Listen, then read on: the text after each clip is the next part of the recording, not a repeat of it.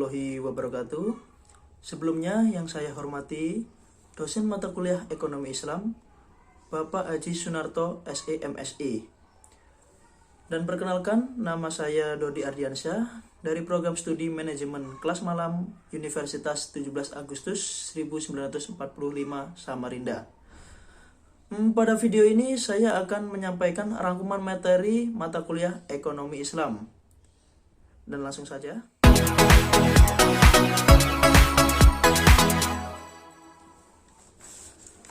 Baiklah, mengenai pengertian ekonomi Islam. Secara definisi banyak sekali pengertian-pengertian ekonomi Islam. Namun sederhananya, ekonomi Islam adalah suatu cabang ilmu pengetahuan yang berupaya untuk memandang, menganalisis, dan akhirnya menyelesaikan permasalahan-permasalahan ekonomi dengan cara-cara Islam. Ekonomi Islam memiliki dua hal pokok yang menjadi landasan hukum sistem ekonomi syariah, yaitu Al-Quran dan Sunnah Rasulullah. Hukum-hukum yang diambil dari kedua landasan pokok tersebut secara konsep dan prinsip adalah tetap, yang artinya tidak dapat berubah kapanpun dan di mana saja.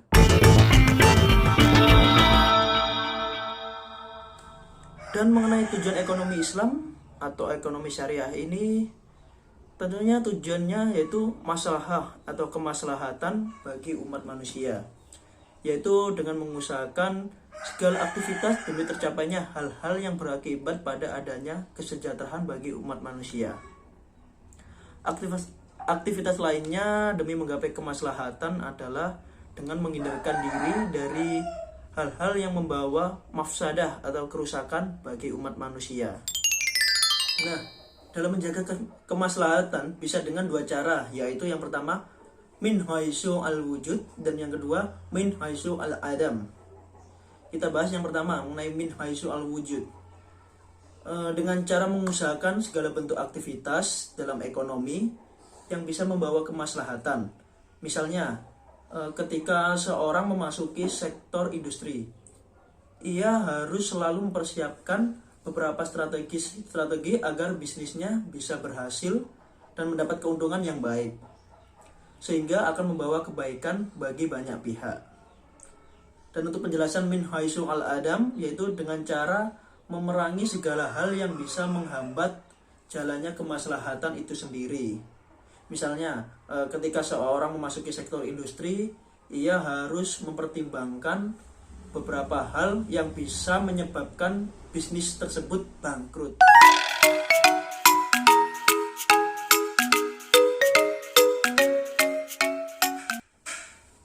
Setiap ilmu pengetahuan pasti mempunyai dasar yang digunakan sebagai acuan agar tetap berada di jalan yang benar dan dapat memberikan manfaat yang baik bagi semua yang mempelajarinya.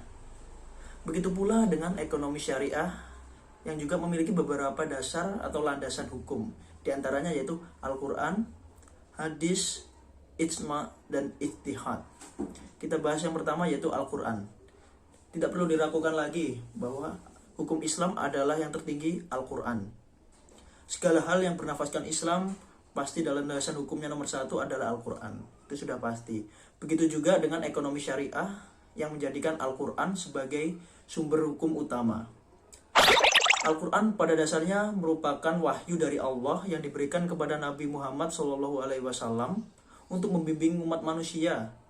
Karena dalam Al-Quran semua jawaban atas permasalahan di dunia ini pasti ada jawabannya.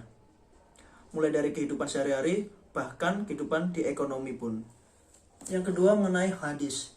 Pada dasarnya hadis merupakan suatu hal yang berasal dari Nabi Muhammad, baik dari perkataan, perilaku, dan tindakannya.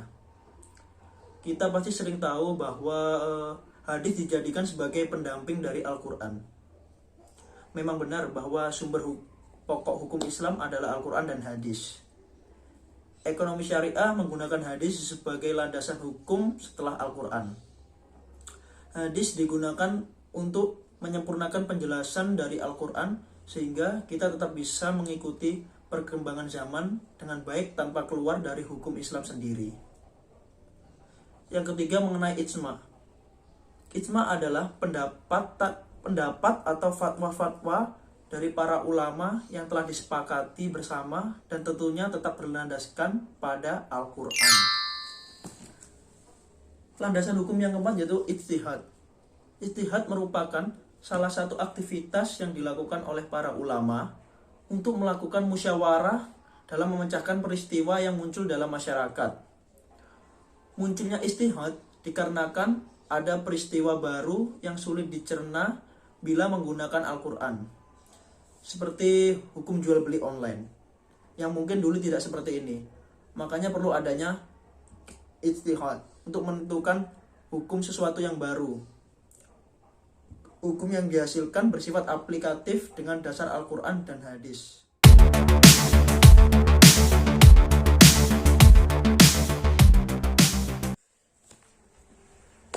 Baiklah, pembahasan selanjutnya yaitu mengenai karakteristik dan prinsip ekonomi syariah. Apa-apa saja sih karakteristik dan prinsip ekonomi syariah? Kita bahas terlebih dahulu mengenai karakteristik ekonomi syariah itu mencakup beberapa hal. Yang pertama, menggunakan sistem bagi hasil. Yang kedua, menggabungkan antara nilai spiritual dan material. Yang ketiga, memberikan kebebasan sesuai ajaran Islam. Yang keempat, mengakui kepemilikan multijenis. Yang kelima, terikat akidah, syariah, serta moral. Yang keenam, menjaga keseimbangan rohani dan jasmani. Yang ketujuh, memberikan ruang pada negara dan pemerintah. Dan yang kedelapan, melarang praktik riba. Berikutnya mengenai prinsip ekonomi Islam, itu menekankan pada 7 poin. Poin pertama yaitu sumber daya merupakan pemberian atau titipan dari Allah Subhanahu wa taala sehingga manusia tidak boleh semena-mena. Poin yang kedua yaitu tidak ada kepemilikan mutlak. Poin ketiga adalah berjamaah akan saling menggerakkan ekonomi. Yang keempat yaitu pemerataan kekayaan sehingga tidak ada disparitas.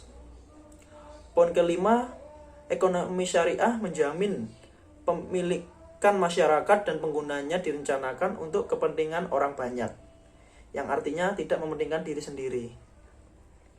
Dan poin yang keenam, bahwa seseorang yang memiliki kekayaan tertentu wajib membayar zakat. Dan poin yang terakhir, prinsip ekonomi syariah adalah melarang riba dalam bentuk apapun. Jadi apabila kalian sedang melakukan kegiatan ekonomi dan kalian ragu apakah ini ekonomi syariah atau ekonomi kapitalis, tentunya kalian dapat memperhatikan karakteristik dan prinsip-prinsip sesuai yang saya sebutkan tadi. Baiklah, demikian rangkuman materi ekonomi Islam yang bisa saya sampaikan. Semoga pada video yang saya sampaikan ini dapat menambah ilmu dan wawasan bagi yang menyaksikan, serta menjadikan pelaku ekonomi yang lebih baik, tentunya sesuai dengan syariat Islam. Demikian saya akhiri. Wabillahi taufiq wal hidayah. Wassalamualaikum warahmatullahi wabarakatuh.